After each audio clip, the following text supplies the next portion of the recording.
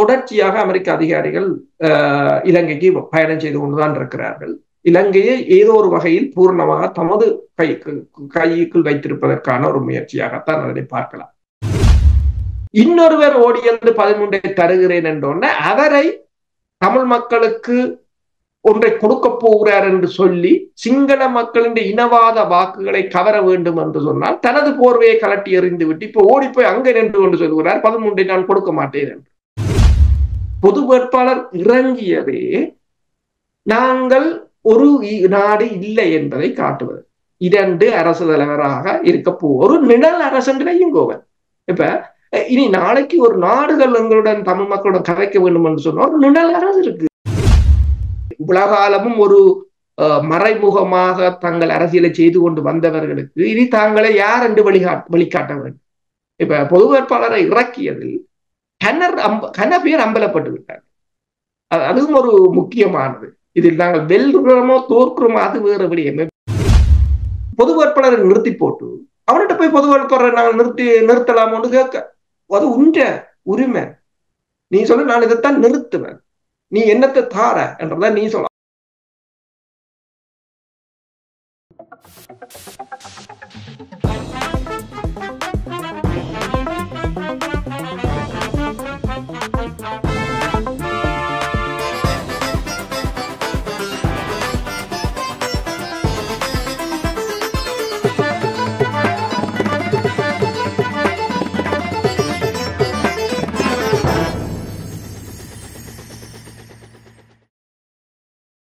அனைத்துலக உயிரோடை தமிழ் ILC தமிழ் உயிரோடை தமிழில் அரசியல் கலை நிகழ்ச்சியில் இணைந்திருக்கிறீர்கள். பிரித்தானியாவிலிருந்து போரியல் ஆய்வாளர் அரஸ் அவர்கள் இணைகின்றார். வணக்கம் அரசு அவர்களே. வணக்கம் தனாஜானி. அனைத்துலக உயிரோடை தமிழ் உறவுகளுக்கு அன்பு வணக்கம். இன்றைய அரசியல் கலை நிகழ்ச்சியில் நாங்கள் இலங்கை தீவில் நடைபெறுகின்ற விடயங்களை பார்ப்போம். இலங்கை தீவில் முக்கியமாக மும்மரமாக பேசப்படுவது அரசு தலைவருக்கான தேர்தல்.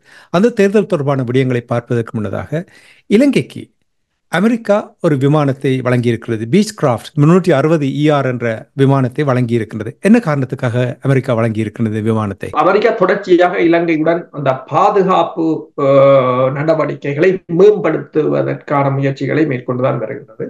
2022 ஆண்டு உங்களுக்கு தெரியும், அமெரிக்காவின் புலனாய்வுத்துறையின் அதிகாரி வில்லியம் பேர்ன்ஸ் வந்து சென்றிருந்தார். அப்போது வந்து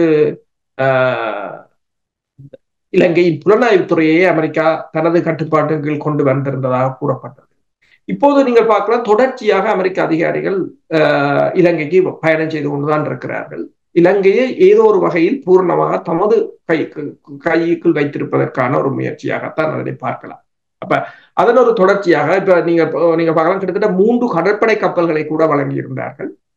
தற்போது அது இந்த beach craft king AR360 ER என்றது கிட்டத்தட்ட $19 மில்லியன் பெறுமதியான இந்த விமானத்தை வழங்குவதாக 2019 ஆண்டு கூறுகின்றார்கள். ஆனால் 2022 ஆண்டு கட்டப்பட்ட புதிய விமானத்தை இப்போது வழங்கி இருக்கிறார்கள். இது நவீன தொழில்நுட்பத்தை கொண்டிருப்பதாக கூறுகிறார்கள். அதாவது கடல் எல்லைகளை கண்காணிப்பதற்கும் கடத்தல்களை தடுப்பதற்கும் உதவும் என்று கூறியிருக்கிறார்கள். உண்மையில் அவர்கள் அவ்வாறு கூறித்தான் அதனை கொடுப்பதுண்டு. அண்மையிலும் உங்களுக்கு தெரியும், அமெரிக்காவின் உளவு விமானம் ஒன்று ரத்மநாளை பகுதியில் வந்திறங்கி தனித்து நின்று சென்றதும் தெரிந்திருக்கும். இலங்கையின் கடற்படை வான்படையை தமது உபகரணங்கள் மூலம் ஒரு தங்கள் கட்டுப்பாட்டுக்கு இப்ப அதற்குரிய பயிற்சிகளை வழங்குவதற்கு அமெரிக்க அதிகாரிகள் வருவார்கள். அவர்களுடன் ஒரு கூட்டு பயிற்சிகளை மேற்கொள்வார்கள். அண்மையில் கூட அதாவது கடந்த வாரம் உங்களுக்கு தெரியும், அமெரிக்காவின் தூதுவர் ஜூலி சங் வந்து கிரிகண்ட பகுதியில் இருக்கின்ற கடல் கண்காணிப்பு நிலையத்துக்கு சென்றிருந்தார். அதுவும் வந்து அமெரிக்காவால் அமைத்து கொடுக்கப்பட்டது ஒன்றுதான்.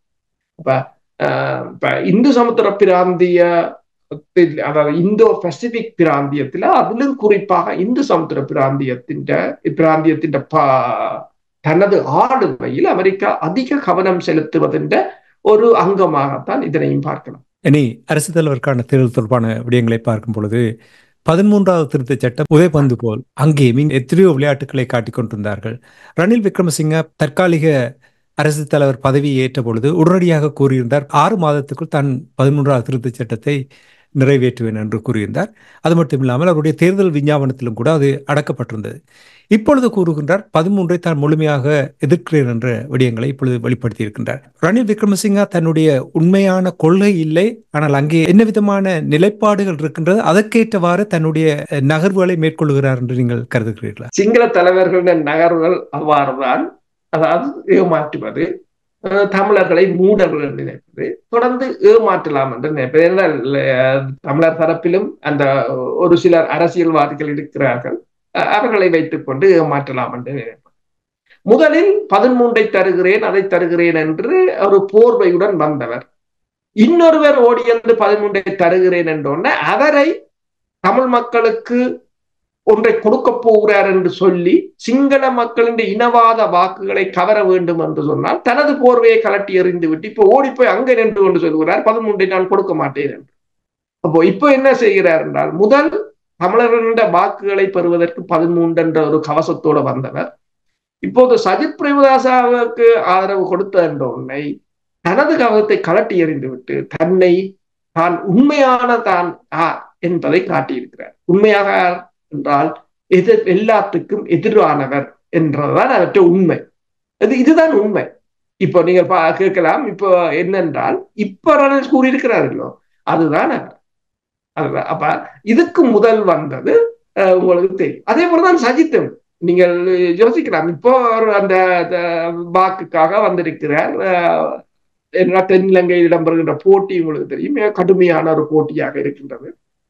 இந்த நிலையில அந்த தமிழ் மக்கள்கிட்ட கிட்டத்தட்ட 8-9 லட்சம் வாக்குகள் இருக்கின்றது. அப்ப அதை பெறுவதற்கு இப்ப வடக்கில கூடி 9 லட்சம் வாக்குகள் என்று சொன்னால் கிட்டத்தட்ட 15 லட்சம் வாக்குகள் இருக்கும் வடக்கிலும் கிழக்கிலும். அப்ப அதுல ஒரு கணிசமான தொகுதியை பெறுவதற்கு நாமல் ராஜபக்ஷ களமிறங்கியபடியா அவர் ஒரு கிட்டத்தட்ட 10 லட்சம் வாக்குகளை சுலபமாக சுருட்டி கொண்டு போகலாம். அப்ப அதுவும் ஒரு தாக்கத்தை ஏற்படுத்தலாம் என்ற ஒரு நிலையில் தான் இவ்வாறான தெருக்கூத்துகள் இடம்பெறுகின்றது. உதாரணம் பார்த்தீங்கன்னா அனுருகுமார திசாநாயக்கா அனுருகுமார திசாநாயக்கா உடனடியாக இப்போ வந்து ஒன்றை கூறியிருக்கிறார் என்னென்றால், நான் 13 வைத்து வியாபாரம் செய்யவில்லை கூற. ஏனென்றால் அப்ப என்ன என்று சொன்னால், ஒட்டுமொத்த இலங்கை மக்களும் விரும்பும் ஒரு மாற்றம். ஒட்டுமொத்த இலங்கை மக்களும் விரும்பும் மாற்றம் என்றால் 74% நீங்கள் 74% மக்கள் விரும்புகிறது எதிர்த்து நீங்கள் மிச்ச 11% தமிழ் மக்கள் விருப்பை நிறைவு செய்வீங்களோ? அப்ப ஒட்டுமொத்த இளைஞர்களும் விரும்புகிற மாற்றம் என்று சொன்னால் ஒட்டுமொத்தமும் ஒரு இனமா இருக்கணும். இங்க அப்படி இல்லை. இன்னொரு தமிழன் நாட்டை நீங்கள் பிடிச்சி வச்சுக்கொண்டு ஒட்டுமொத்த இளைஞர் என்று நீங்கள் தான் கதைக்கிறீங்க. பொது வேட்பாளர் இறங்கியதே நாங்கள் ஒரு நாடு இல்லை என்பதை காட்டுவது. 2 அரசு தலைவராக இருக்க ஒரு நிழல் அரசன்றையும் கோவன். இப்ப இனி நாளைக்கு ஒரு நாடுகள் எங்களுடன் தமிழ் மக்களுடன் கதைக்க வேண்டும் என்று சொன்ன ஒரு நிழல் அரசு இருக்கு. இப்ப அதிகாரம் என்று வேர்கள் கூறுவார். அதை நான் முதலும் கதைத்திருந்தேன். அதிகாரம் என்றது இப்ப தமிழ் மக்களுக்குரிய அதிகாரம் என்றால் என்ன? யார் தாரது அதிகாரம்? இலங்கை அரசு தரணுமா அதிகாரம்? அல்லது இந்தியா கொண்டு தரணுமா எங்களுக்கு அதிகாரம்? அல்லது அமெரிக்கா கொண்டு தரணுமா அதிகாரம்? இல்ல, உங்களோட மக்கள் தான் உங்களுக்கு அதிகாரத்தை தரும். விடுதலை புலிகளுக்கு யார் இருந்தது அதிகாரம்? மக்கள் தான் கொடுத்தார்கள். இல்ல, எல்லா நாடுகளும் அங்கு வந்து பேசினாங்க. தண்ணியில அவர்கள் தேடி போகுது அங்க வந்து ஏனென்றால் மக்களோட அதிகாரம். அதே போல இந்த பொது வேட்பாளருக்கு ஒரு மக்கள் அதிகாரத்தை வழங்கினால் நீங்க உங்களோட அதிகாரம் தேவையில்லை. உங்களோட அதிகாரம் இப்ப உங்களோட பயமுன்னும் தேவையில்லை, உங்களோட ஒன்றும் தேவையில்லை, உங்களோட அதிகார பரவலாக்கமும் தேவை. ஏனென்று சொன்னால் நாங்கள் ஒரு நிழல் அரசை அமைத்திருந்தோம்.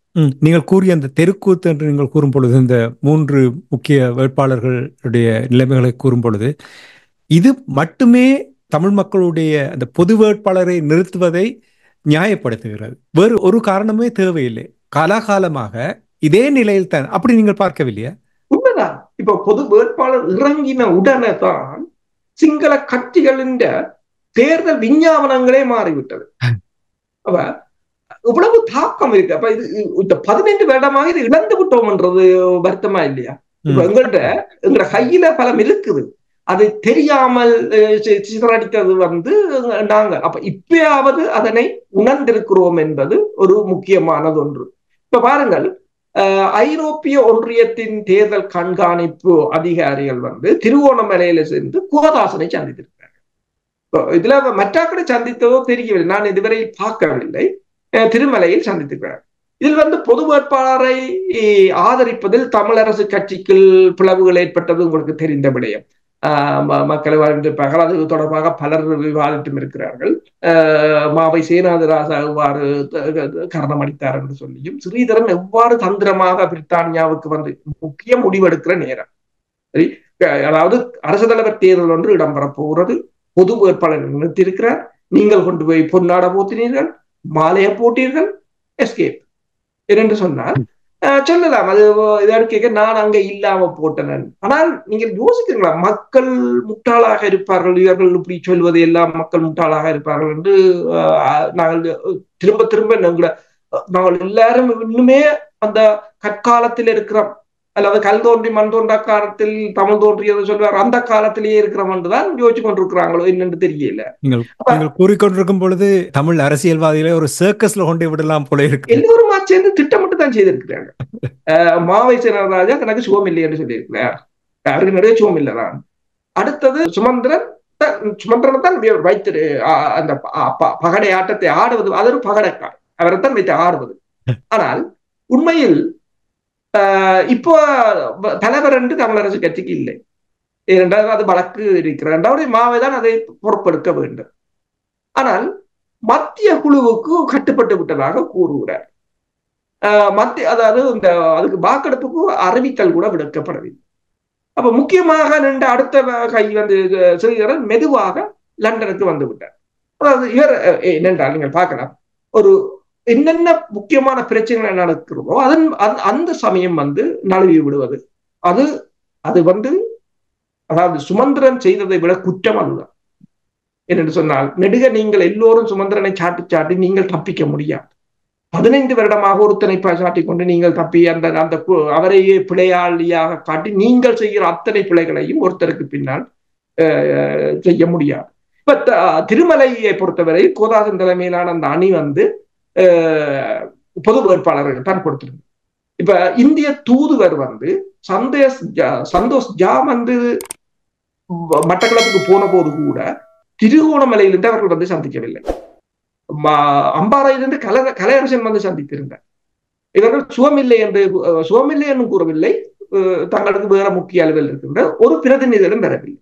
அப்ப திருகோணமலையில் இருந்து திருவண்ணாமலையில் சம்பந்தம் இருந்திருந்தால் யோசிச்சு பாருங்க, உயிருடன் இருந்திருந்தால், இப்போது கோதாசன் இல்லை என்றால் சம்பந்தன் அந்த இடத்தில் இருந்திருந்தால், இப்ப சுமந்திரனும் சம்பந்தனும் சேர்ந்து இப்போது சஜித்தை பிரதமர் அரசு தலைவர் ஆக்கி கொண்டாடி இருப்பார் நாளைக்கு. இப்ப இந்த நிலையில் தான் ஐரோப்பிய ஒன்றிய பிரதிநிதிகள் கோதாசனை சந்தித்திருக்கிறார். இப்ப நாங்கள் ஒரு நெடுக ஒரே வழியில் போவதை விடுத்து நாங்கள் மாற்றி யோசிக்கும் போதுதான் இப்ப அவர்கள் வருகிறார், ஒரு மாற்றம் வரும்போதுதான் வருகிறார். அப்ப என்னென்று சொன்னால், நாளைக்கு இந்த தமிழரசு கட்சிகள் ஒரு சிங்களவனுக்கு வாக்களிக்க சொல்லியாச்சு. தமிழரை எதிர்க்க இது சிங்களவருக்கு வாக்களிக்கிறது வேறுபடி. அது கடந்த தேர்தல்களிலும் வாக்களித்திருக்கிறோம், இந்த 46 வருடங்களாக வாக்களித்து. ஆனால் ஒரு தமிழரை எதிர்த்து சிங்களவருக்கு வாக்களிக்க சொன்னது, தமிழ் மக்கள் அனைவரையும் எதிர்த்து வாக்களிக்க சொன்னது, அதுக்கு ஒரு துணிச்சல் வேணும். இப்ப இரண்டு சொன்னால், இப்ப உலகாலமும் ஒரு மறைமுகமாக தங்கள் அரசியலை செய்து கொண்டு வந்தவர்களுக்கு இனி தாங்களை யார் என்று வழிகாட்ட வேண்டும். இப்ப பொது வேட்பாளரை இறக்கியதில் கன பேர் அம்பலப்பட்டு விட்டார். அதுவும் ஒரு முக்கியமானது. இதில் நாங்கள் வெல்கிறோமோ தோற்கிறோமோ அது வேறு விடயம். ஒரு குழந்தைக்கும் தெரியும், தமிழால் ஒரு ஆள் அரசு தலைவராக வர முடியாது. ஆனால் அந்த அரசு தலைவராக தமிழருக்கு வர முடியும். நாங்கள் சிங்களவருக்கு தான் வர முடியாது, தமிழருக்கு வர முடியும் தானே. அதைத்தான் அவர் செய்ய போகிறேன். இந்த பொது வேட்பாளர் தொடர்பாக நிறைய பேசப்படுகின்றது. தாயகத்திலும் சரி, புலம்பெயர்ந்த நாடுகளிலும் சரி, பெரிய ஆதரவு கிடைத்திருக்கின்றது. தமிழ் மக்கள் புதிய ஒரு வடிவத்தை கண்டுபிடித்தது போல், இது ஒரு போராட்ட வடிவம், சர்வதேச நாடுகள் விரும்புகின்ற ஜனநாயக வழி போராட்டமாக கூட இது பார்க்கப்படுகின்றது போல் நான் உணர்கிறேன். கூறியது போல் ஐரோப்பிய ஒன்றியத்தினுடைய ஆட்கள் செல்லுகிறார்கள், இந்தியாவுடைய தேசிய பாதுகாப்பு ஆலோசகர் செல்லுகிறார், எல்லாரையும் சந்திக்கின்றார். இப்படியெல்லாம் கடந்த காலங்களில் நடந்ததில்லை. கடந்த காலங்களில் இங்கிருந்து தமிழ் தேசிய கூட்டமைப்பிலிருந்து யாராவது ஒருவர் இந்தியாவுக்கு போவார், இன்னொருவர் அமெரிக்காவுக்கு போவார். அவர்கள் கூறுவதை இங்கே கூறிவிட்டு செல்லுவார்கள். ஆனால் இப்பொழுது அந்த நிலைமை மாறி இருக்கின்றது. இது தமிழ் அரசியல் பரப்பில் ஒரு நிரந்தர வழி மாற்றம் ஒன்றை ஏற்படுத்தும் என்று நம்புகிறீர்களா நீங்கள்? உண்மைதான். இனிமேல் நாங்கள் போக தேவையில்லை. இந்தியாவின் பாதுகாப்பு அமைச்சராக இருக்கலாம், இந்தியாவின் வெளியுறவு அமைச்சராக இருக்கலாம், இந்தியாவின் மோடி கூட வந்தாலும் நீங்கள் ஆச்சரியப்படுவதற்கு இல்லை, வருவார்கள். என்று சொன்னால் அவர்களின் அழுத்தம் அவ்வாறு. என்று சொன்னால் ஜம்மு காஷ்மீரில் தேர்தல் இடம்பெற போகிறது. அப்ப இந்த வாரம் நான் பார்த்தேன், இந்தியாவின் உள்துறை அமைச்சர் அமித்ஷா என்று நான் நினைக்கிறேன், பேர் வடிவா ஞாபகம், அவர் போய் இறங்கி இருக்கிறார் இந்த வாரம். ஆனால் போன வாரமே அமெரிக்க தூதுவர்கள் அங்கு போய் இறங்கி விட்டார்கள். அவங்களை எவ்வளவு ஃபாஸ்டா, நான் என்ன சொல்ல வேண்டாம், உங்களுக்கு முதல் அவன் எவ்வளவு ஃபாஸ்டா செயற்படுறாருன்றதை பார்க்கணும். அப்ப இப்ப இலங்கையில நீங்கள் பார்க்கலாம், இந்த அண்மையில் வந்திருந்தார் அஜித் தேவா, அவரை பொறுத்தவரையில் மோடிக்கு நீங்கள் இந்த இன்டர்நெட்ல பல சமூக வலைத்தளங்கள் எல்லாம் பார்க்கலாம், நீங்கள் பார்க்கலாம். அந்த அவங்க நிர்வாக அமைப்புல மோடிக்கு நேர அதுக்கு அங்காலதான் அமைச்சர்களுக்கே போகுது என்றால் அவ்வளவு ஒரு நெருக்கமானவரும், அவ்வளவு அந்த இந்தியாவின் பாதுகாப்பு தொடர்பான இறுக்கமானவரும். அவர் அடிக்கடி செல்வது, அவர் வந்து இந்த முறை தமிழ் கட்சிகளை தான் முதலில் சந்தித்தும் இருந்தார். அப்ப இப்போ அவர்கள் வருகிறார் என்றால் முதலில் சந்தோஷ் ஜாவை கொண்டு மேற்கொள்ளப்பட்ட முயற்சி தோல்வியடைந்ததன் பிற்பாடு அவர் வந்து, அதிலும் அந்த கூட்டத்தில் கலந்து கொண்டவர்கள் கூறினார்கள், எல்லோருக்கும் குட்டி, அதாவது எப்போதும் பேசுவதா, இந்திய அதிகாரிகள் வரும்போது தமிழ் கட்சிகளை கூப்பிட்டு எப்போதும் பேசுவார். தமிழ் கட்சிகளை பேசுவதற்கு நீங்கள் யார்? நீ யாரப்பா? நீ இன்னொரு நாடு, நீ என்ன செய்வ? அதை சொல்லுகிறார்கள் பெருமிதமா, குட்டி வைத்தார்கள். நீ எங்களை கூட்டுறதுக்கு நீ யாரப்பா? இவன் கொடுக்குற இடம் தான். இப்ப நீங்கள் என்னென்றால், இப்ப பொது வேட்பாளரை தொடர்பாக பொது வேட்பாளரை நிறுத்தி போட்டு அவர்கிட்ட போய் பொது வேட்பாளரை நாங்கள் நிறுத்தலாமோன்னு கேட்க, அது உண்ட உரிமை. நீ சொல்ல நான் இதைத்தான் நிறுத்துவேன், நீ என்னத்தை தார என்றதான் நீ சொல்ல, அப்படித்தான் கதைக்கோணுமே தவிர அதை விட்டுட்டு இப்ப தேரரை பார்க்கலாம். உங்களுக்கு தெரியும், சந்தோஷ் ஜா போன போது அவர் கூறினார், பாலம் கட்ட நாங்கள் விட மாட்டோம், அது எங்கள நாட்டின் இறைமைக்கு பங்கம், பாதுகாப்பு இல்லை என்று கூறிவிட்டார் நேரடியாக. அது இந்தியாவோ அமெரிக்காவோன்றதை கூட அவர்கள் பார்க்க தங்கள் கொள்கைகள் நிற்கிறார்கள். நீங்கள் கூறியது போல இது வந்து பல இடங்களில் தாக்கத்தை ஏற்படுத்தியிருந்தது.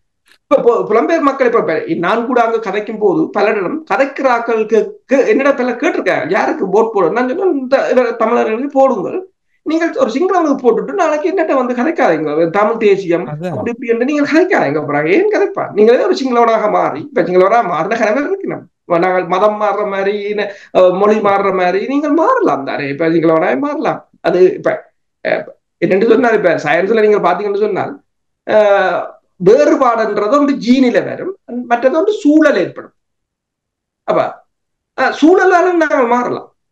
அப்ப இது தமிழன் என்று சொன்னால், அதைத்தான் நான் இப்ப கூற வருகிறேன், இந்த தமிழரசு கட்சியின் ஒரு பிரிவினர் சிங்களவருக்கு வாக்களிக்க சொல்லி போட்டு நாளைக்கு வந்து தமிழ் தேசியம் பேசத்தான் போறாங்க. நம்ம இப்ப ஒரு சிலர் கூறுகிறார்கள் என்னென்றால், நீங்க இப்ப பொது வேட்பாளரை நிறுத்தி இதனால் என்னத்தை சாதிக்க போகிறீர்கள்? சிங்களவருக்கு வாக்களிச்சு என்னத்தை சாதித்தீர்கள்? சிங்களவருக்கு வாக்களித்து இப்ப வாக்களி ரணில் 13 தாரன் போலீஸ் தாரன் காணிதாரன் என்றவர் இப்ப போர்வே கலட்டி எறிஞ்சு போட்டு ஓடிப்ப சொல்றான் 13 கடுமையான எதிர்ப்பு தான் என்று சொல்லிட்டேன். ஏன்? அதுதான் உண்மை. அவன் உண்மையா இருக்கு, அவன் உண்மை.